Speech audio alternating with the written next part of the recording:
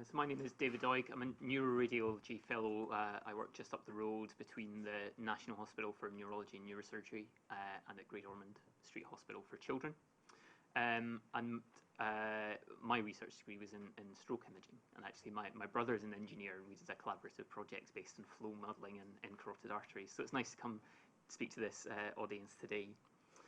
And I'm going to talk about how we use imaging for stroke detection and monitoring and really making treatment decisions. So we've heard about what treatments are effective and the population basis for providing those treatments, but I'm going to dial it right down to ask the question, if we walk out the building today and somebody outside is having a stroke, how will we make the decisions about how best to treat them? And imaging is a critical part of that pathway. So I'm going to talk about the physiology of how the imaging changes arise, the current imaging protocols that we use in acute stroke, and how we monitor those patients and how we investigate the underlying cause of stroke. I do some lecturing on the MSc course that UCL do in stroke medicine, and everybody's really interested in all the new and fancy techniques like perfusion imaging or advanced MRI and things like that. But we'll talk a little bit about why, for the majority of cases, what we're interested in, initially at least, is a CT scan. It's less expensive, it's more practical, and it helps us make decisions quickly. So when we're talking about the physiological changes, we're talking about, on this very simplified timeline, really what's happening within 4 to 6 hours of the stroke occurring. And this is the old WHO definition of stroke, which is really a clinical decision. And before you have the scan images, really that's all that you have is your clinical assessment of the patient. So a stroke is something that's rapidly developing. Usually it's a focal neurological deficit. So it's not unconsciousness or something like that. It's like a specific arm weakness or a leg weakness or a speech disturbance. And the most important thing that we look at in imaging really is that this last part of the definition, that a stroke has no apparent cause other than that of vascular origin.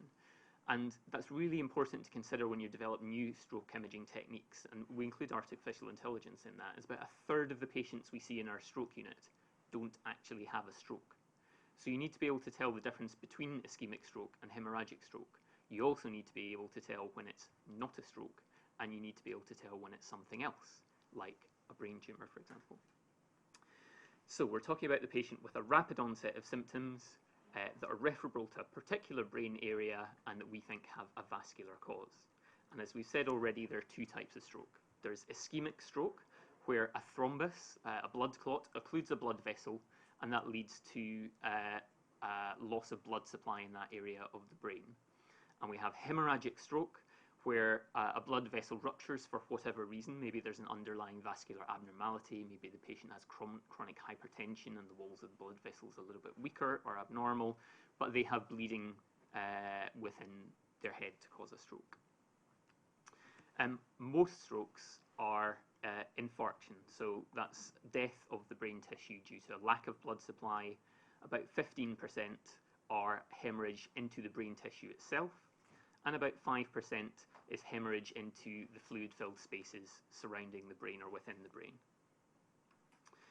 And there are some features that suggest it might be a hemorrhage. So if the patient presents with an extremely high blood pressure, a seizure at the time of onset, if they do lose consciousness after their symptoms start, if they are repeatedly vomiting, if they have the worst headache of their life, or if they're taking blood thinners for maybe an irregular heartbeat, those are features which kind of point us to think that the patient might have a hemorrhage, but none of them is very reliable.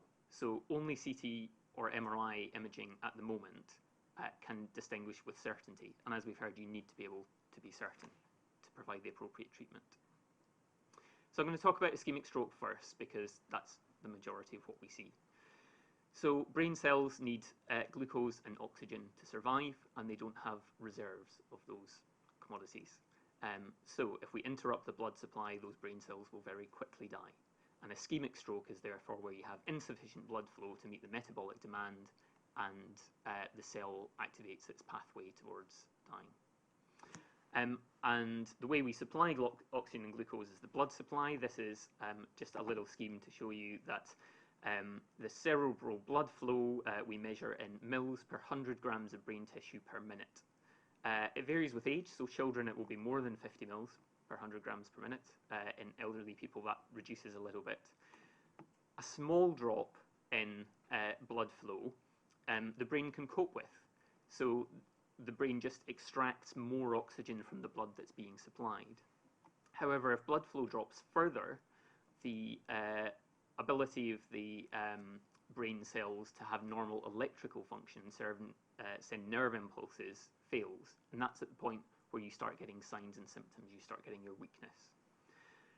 Below a certain level, which is around 10 mils, you then start getting a failure of the sodium and potassium membrane pumps that maintain the normal health and ion regulation of the cell. At that point, the cells start taking on water and they swell and they die, and you have energy failure of the cell. And this graph is really why we can only offer acute stroke treatments up to a few hours. So if again, this axis down the side is cerebral blood flow in mils per 100 grams of brain tissue per minute. So within the normal range, the brain cells will survive no matter what. So that will be the other part of the brain that's unaffected.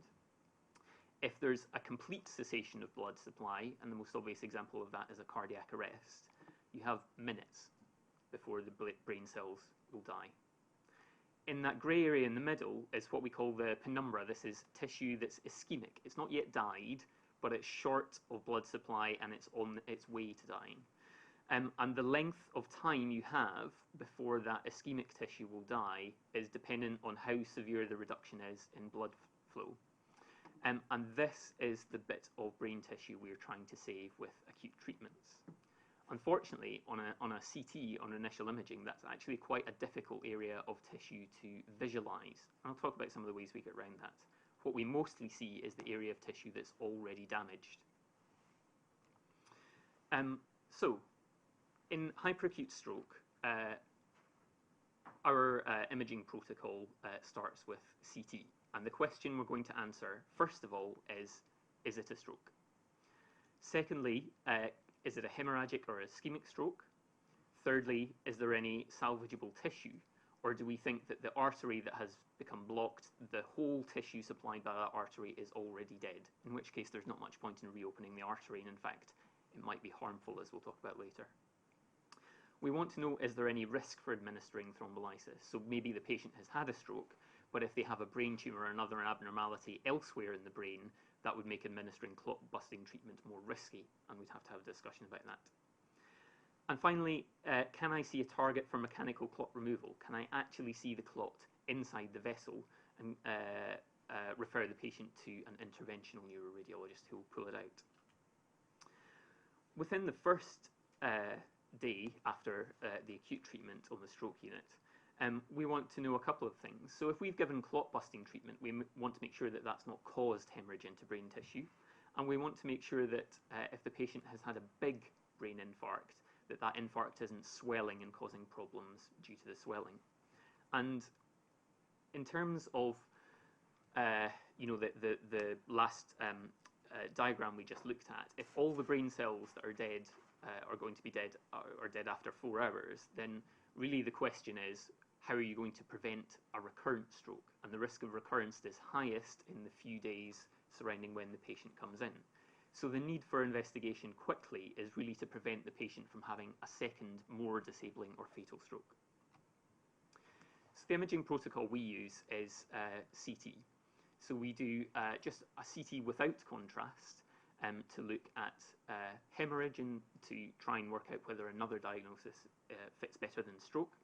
And we do a CT angiogram, which is where we put a cannula into the vein, we inject iodine contrast at a very fast rate and follow that with a big chaser of saline.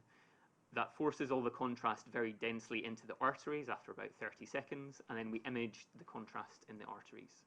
If there's a clot there, the contrast won't get through, so we'll be able to see that on the scan. People have done and are doing acute MRI, so as the first line investigation when the patient comes in. I'm not going to talk too much about MRI today for a couple of reasons.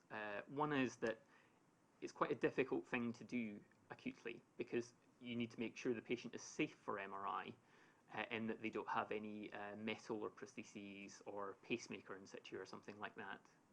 Also, the tolerability to the patient. So it's quite a scary situation in the back of an ambulance and all this going on in the hospital within a few minutes of you arriving. Being put in an MRI scanner is far more enclosed than a CT scanner, so patient tolerability is an issue. And also, you're often dealing with quite sick patients who may have problems with swallowing or their airway or their breathing or things like that, or their heart rate. And in an MRI scanner, they're going to be relatively unattended. I'll also talk a little bit about other modalities we can use, like ultrasound, to find the underlying cause. But CT first of all. So what I'm looking for is a decrease in density of the brain tissue. So when the tissue dies, it becomes more waterlogged, and so the density of that tissue reduces. We also lose the differentiation between the normal grey matter of the brain and the white matter that connects it. And I'll show you some examples.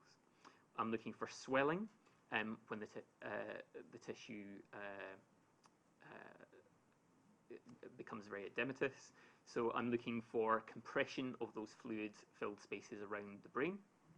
And I'm also looking for the blood clot itself. So here's what I'm looking for. So by convention, we display the images as grey and black and white, but you could have any color map you like, I suppose. On a CT, the scanner is calibrated and displays the image as a map related to the Hounsfield units. So the Hounsfield units is the X-ray absorption of the tissue, and it's calibrated so that fluid is 0. And on this particular scan, I've displayed it so that fluid is black. So this is the right side as a normal radiological convention of the brain, and it looks normal to me. On the left side, all these fluid-filled spaces around the brain, so the ventricles here and here, and the sulci in between the gyri of the brain are all squashed out from the swelling, and the brain tissue has an increased water content, so it is hypodense. However, any pathology that will cause increased water content, which is a lot of different things, will cause hypodensity of the brain tissue. So it's not just the changes in density, it's also the pattern of involvement. And this hypodensity is almost the whole of the left hemisphere of the brain, and it corresponds very nicely to the territory that's supplied by the left carotid artery. So I can immediately make assumptions, even just when I open the scan, about what might be the underlying cause of this infarct. Here's another couple of examples, so hopefully they project okay. So here you can see a little bit of higher density around the outside, representing the grey matter of the brain, the cortex, and the white matter is a little bit darker because it contains more fat, so it's lower density. On this side, I can't really see the difference between the two, and again, there's reduced density in the tissue, so it looks like an infarct. Here, more subtle, but again, you can spot it. There's hypodensity in this area here. And again, both of these correspond very neatly to arterial territories of the brain. So the arteries branch out like a tree. If you completely occlude one artery, the territory that's supplied by that artery will die. And as you saw earlier, it's possible to see the clot on an unenhanced CT as well. So the clot will contain red blood cells, which have iron in them, and it will be more dense than the normal blood, and that will lead to increased density. And I know that that's where the middle cerebral artery runs on the right side of the brain. The left one is running there, but it's quite similar in density to the rest of the brain tissue, so much harder to pick out. So even without doing a contrast scan, I can have a pretty good idea that there's probably acute clot in that artery there. The CT angiogram we're using for a couple of things. As we said, it's a contrast injection, and we scan so that we try and catch most of the contrast while it's in the arteries, and we look for a vessel that's occluded by clot. So this is a coronal slice, so we're now looking at the patient's sort of face on, and it's a slice this way through the brain. Here is the middle cerebral artery on the right, and you can see it branching off into all its different branches there. On the left, it is missing. and there's a lack of blood vessels around this area and this side. So this is a clot within the left middle cerebral artery, and it's much easier to see with the contrast scan than on the plain scan. We can combine the two to give us a little bit more certainty as well. So on this plain scan, it's actually quite difficult to see the area of tissue that might be affected by stroke. If I look at the angiogram images and I just look at where the bright bits are, the vessels where we've injected contrast, there's a little bit of the right hemisphere here of the brain where I don't really see many blood vessels. And in fact, when we look at a follow-up CT later on, by that time the infarction is complete, the swelling has started, the density is reduced, and it's much easier to see the infarct. So I'm not just looking at the occlusion, I'm using the angiogram to help increase my certainty that this is a stroke on the original CT scan. Another example, again, very difficult to tell on the original scan. On the CT angiogram, we see contrast in the vessels all over except for this area of the frontal lobe on the left. And MRI, again, we see it much more clearer on some follow-up imaging, the area of infarction. Hemorrhagic stroke, it's not usually difficult to tell when the patient's had a hemorrhage. And again, that's because the density is increased. There are other things that will increase density in the brain, but this is a sort of typical location for hemorrhage in a patient who might have hypertension. I can see the reaction of the brain around it, so there's a little bit of decreased density surrounding the outside of this hematoma, this blood clot, and again, that is waterlogging of the tissue as the brain's reaction to it. In hemorrhage, we look at the location of the hemorrhage, first of all, to tell us a little bit about is there an underlying cause. We also look at the vascular imaging as well. So if the patient has a malformation that predisposes them to bleeding, we might see that on the CT angiogram. So at this point, I'm able to tell the difference between a stroke and something else. I'm able to tell the area of tissue that's affected. I'm able to give an idea of whether I think a large area of that tissue has already died or whether there might be some salvageable tissue. And I'm able to give an idea of is there an occlusion in a vessel that's large enough that they can go in and retrieve the clot. And these scans together take a few minutes at most. And I am giving an initial verbal opinion, again, within 5 minutes or so to allow treatment to proceed. So how I approach an acute case, I look at the plain CT to decide is it ischemic or hemorrhagic stroke. I exclude an alternative diagnosis and I get an idea of the extent of damaged tissue, and I look at the CT angiogram to look at the status of the vessels. As we've said, treatment option 1 then is thrombolysis. So if there's a clinical diagnosis of ischemic stroke, if the CT is consistent with that diagnosis and excludes hemorrhage, if the timing of onset is well established and it's within 4.5 hours, and there are no other contraindications, like the patient has a stomach ulcer that's bleeding, to give you an example, then we would consider to give thrombolysis. We then repeat the CT at 24 hours, and that's because the infarcted brain tissue will be beginning to break down, and the blood vessels within that area will be very friable and leaky and prone to bleeding. And the reason for repeating the CT is to make sure that we haven't caused hemorrhage by giving the clot-busting treatment. Treatment 2, to give you a diagram, is endovascular clot retrieval. So the interventionist will pass a catheter through the arterial system from an incision in the leg. So they'll pass it into the femoral artery, round the aorta, up into the brain, and we'll deploy, there are many different ways to do it actually, but we'll often deploy a stent, so this chicken wire device. The stent meshes with the clot and catches it, and then they simply retrieve the stent to reopen the artery. There are other ways you can do it, like sucking the clot out, literally, or injecting clot-busting therapy directly into the clot itself. As you can imagine, passing a catheter directly into the arteries of the brain has its own risks. So again, we've got to be very careful about who we select for that treatment. Again, suitable if they have an artery occlusion that's accessible, if the patient doesn't have an excessive risk for bleeding, and if they present within an appropriate time window, which is less than 6 hours from the trials. MRI is more sensitive than CT to acute ischemia, so the changes occur within seconds to minutes rather than hours on CT. If we use diffusion-weighted imaging to measure the movement of water molecules, we can make a good prediction from this original scan about the risk of hemorrhage if we give clot-busting treatment, the risk of a large volume infarct with swelling causing problems for the patients later on, and we can give a good estimate of what the final infarct will be and the likely deficit that the patient will have. But there are problems in everyday use with safety, as we discussed, tolerability, and of course expense as well. MRI scanner is much more expensive than CT.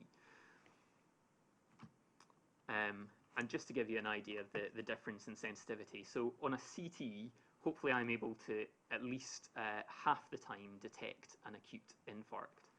And on an MRI, that improves to about 95%. However, we go back to the point that we're using the initial CT to make sure that it's not a hemorrhage and that it's not some other diagnosis, rather than to definitively show us the infarcted tissue. So finally, I'll talk a little bit about the added value we can get from our other from the scans that we've already done, and some other investigations that we might do to detect the underlying cause of stroke. And again, this is within the first day or two of the patient coming into hospital.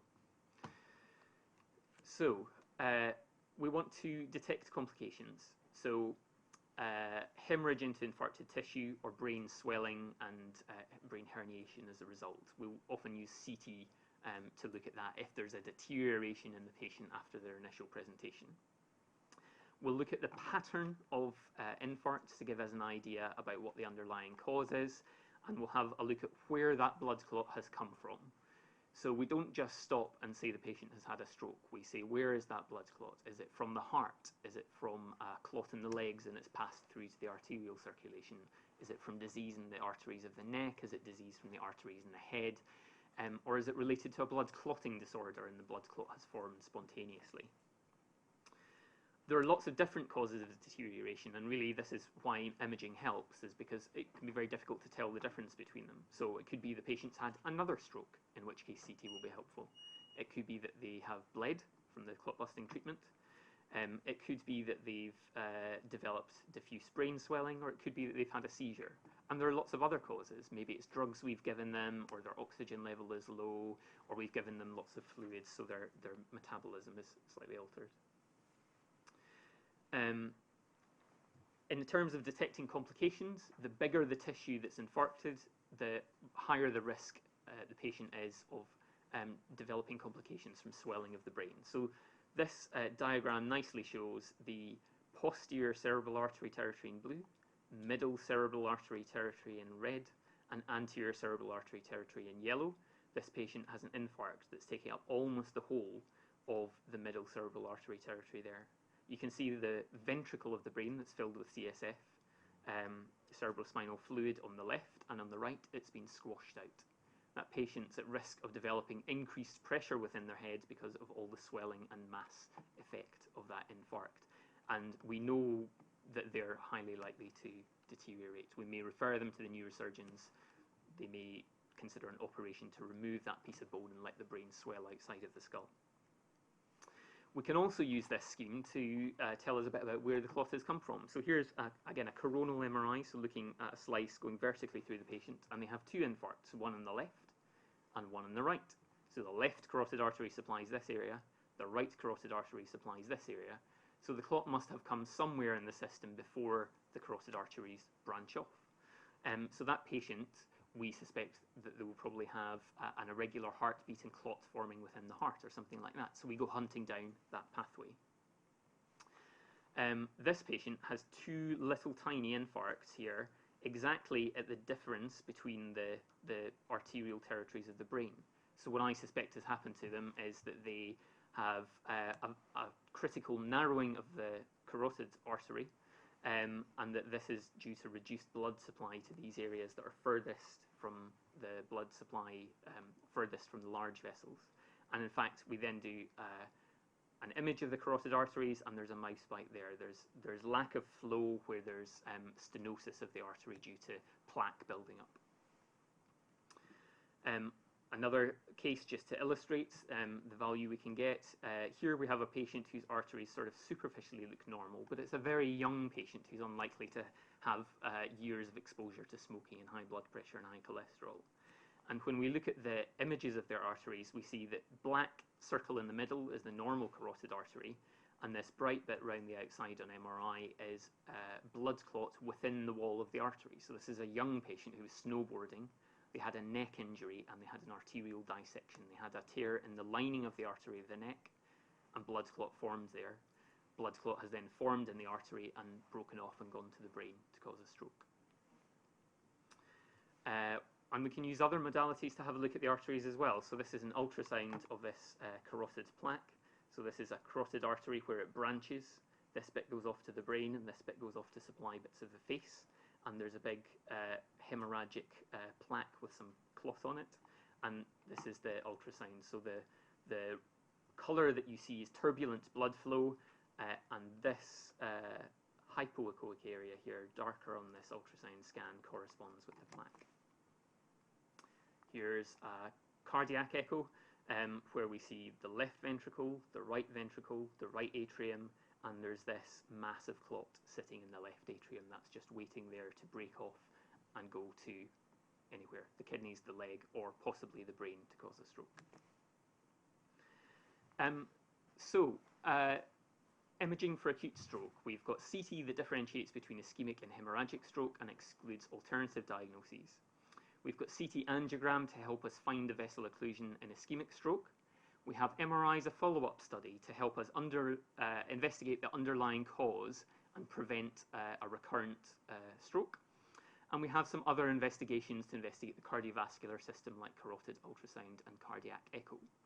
So for any new imaging technique, it kind of has to pass the hurdle of differentiating the type of stroke. But also we can think about what extra value we can get. Does it have the resolution to be able to tell us the arterial territory affected to give us a clue to the underlying cause? Can we actually work out where the blood clot is and where it's come from originally? And we talk about artificial intelligence and algorithms. The way those studies are usually done is to feed a machine learning algorithm large quantities of cases where you know the diagnosis. So you might feed it 1,000 ischemic strokes and 200 hemorrhages, and most systems that people develop are actually reliably able to tell the difference between the two. But there are two problems with most of the systems that are developed already. One is that you already need to know it's a stroke, and we've discussed that we're sometimes using this initial CT and we get a surprise. Yesterday I had a patient who presented exactly with the signs and symptoms of stroke but had a brain tumour as the underlying diagnosis. And the second hurdle is that it still needs some degree of human interpretation, so to get all this added value out of the imaging. And this is the last slide where it fits in the clinical context. So imaging is very important, but it's only part of the story. As we've said, we need the patient to recognize, or someone with them to recognize that they're having a stroke, to call the ambulance. We need the ambulance to recognize that they might be having a stroke, to bring them to the hospital. In hospital, we'll need junior doctors or consultants to see them and make that diagnosis at the door, to identify risk factors for having the stroke and for risk factors associated with complications of the treatment we give. We need a multidisciplinary input from the physiotherapists, the occupational therapists, and the nurses. And as well as the imaging investigations, we need the basic studies as well, like an ECG to determine the heart rhythm, and basic biochemical tests as well. Once we have all that in place, we can get to the point where we're able to implement the best management. Thank you very much. Thank you. We have some time for questions. Yes, Francisco. So thank you for the talk. I am an engineer, so it's very interesting for us. And so I would like to ask you an opinion about what you think about to have, if you have available a device that can be used not for to understand which kind of stroke. So you already know which kind of stroke you have. You give to the patient the right treatment, hopefully, and then you like to monitor what is happening in the breath. So my question is, do you think the machine like this could be useful? And imagine something that is not just one for the whole hospital, so something that is low cost and so bedside. This is my first question, your opinion about it.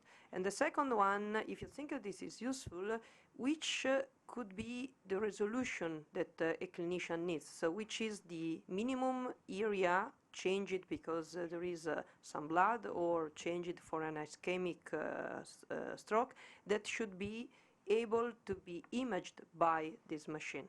Thank you. Good question. So with regards to your first question as to monitoring and bedside treatment. So if the patient is admitted to hyperacute stroke units, the risk of having complications of the stroke due to swelling or bleeding or recurrent stroke is usually highest within the first few days or the first week. So we're talking about the time when they're in an inpatient unit in a hospital rather than when they have gone home. That does kind of lead into the second question, though. What kind of difference do we need to be able to detect? If you do very sensitive MRI on everybody with an ischemic stroke, because the normal brain tissue has broken down, they will always have little bits of bleeding and hemorrhage within it. So from the point of view of detecting that complication, we're really just looking out for a big hemorrhage that might cause the patient to deteriorate further or cause a problem. And again, in terms of monitoring ischemic stroke, what we're really looking for is either a recurrent stroke or worsening of existing stroke or swelling of the brain tissue. A recurrent stroke, the patients will usually develop new signs and symptoms, at which point we do a CT. So something bedside may cut down the time to work out what's going on, I guess. But a stroke can be a very small thing.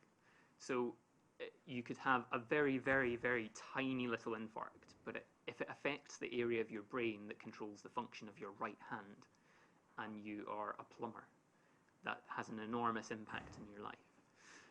So we do need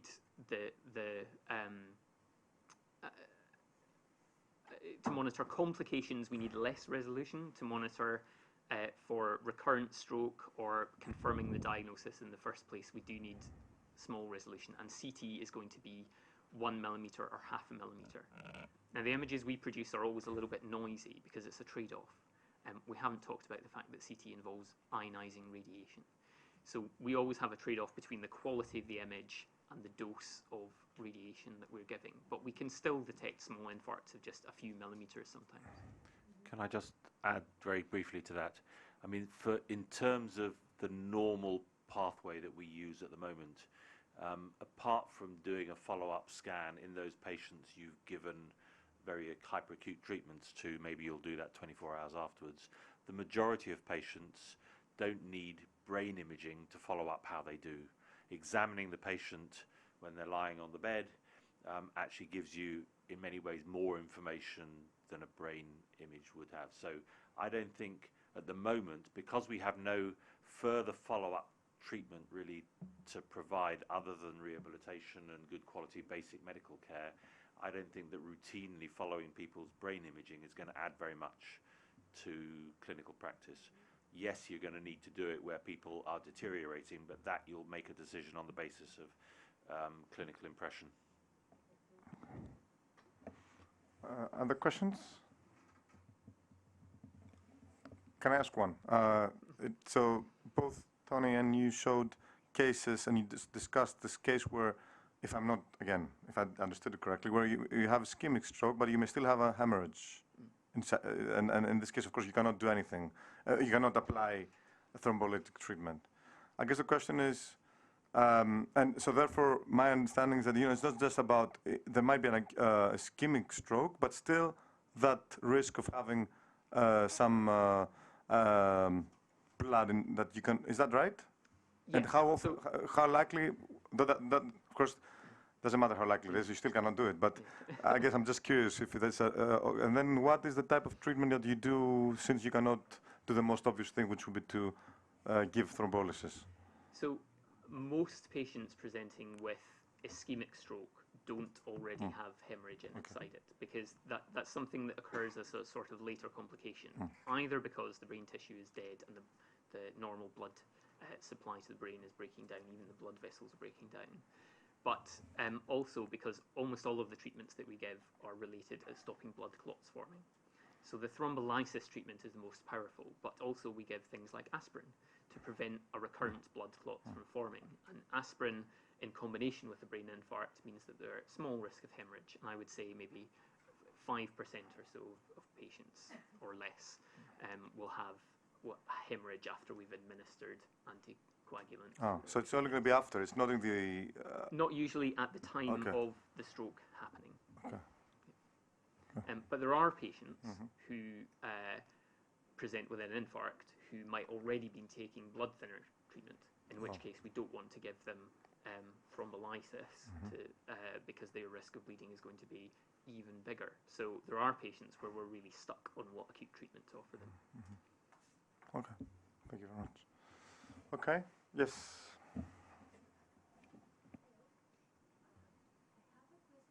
Turn the... Sorry. So I have a question about the use of contrast agents in imaging techniques, and I don't know if they have been accused for having some bad effects in the patients or not, and how important it is for clinicians to have a device that won't or will have a contrast agent on it. So contrast is a drug. Every single drug that we give will have side effects and will harm some patients. We give it because the benefit of working out where the arterial clot is greatly overwhelms the problems. So in CT, the problem theoretically is with the contrast causing impairment to the kidneys. And in MRI, in theory, the problem is deposition of, most contrast agents are gadolinium-based, and it's deposition of the gadolinium in the brain. But nobody really knows what the effects of that are. People have demonstrated that it can happen with repeated administration, but nobody really knows what the long-term effects are. So we should always be cautious about using it. But the problem is that these patients are presenting with strokes, hemorrhages, brain tumours, problems like this, where their risk of dying in the days following is so high that you really want to get the management right, and that greatly outweighs any risks of giving the contrast. But people are working on ways to, microwave brain imaging might be an example, working on ways to image the brain without contrast to reduce that, and to reduce the risk from ionizing radiation as well. Okay. Any other questions? Okay, then we can have a break. Thank you very much again. Thank you to all the speakers. It's very